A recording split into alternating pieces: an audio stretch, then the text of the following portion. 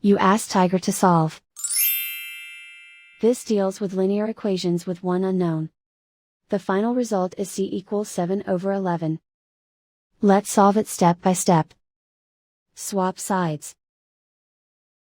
Group all constants on the right side of the equation. Add 21 to both sides. Group like terms.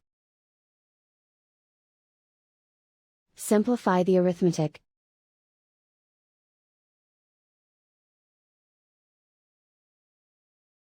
Isolate the c.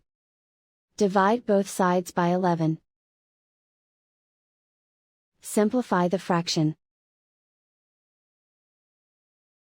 And so the final result is c equals 7/11.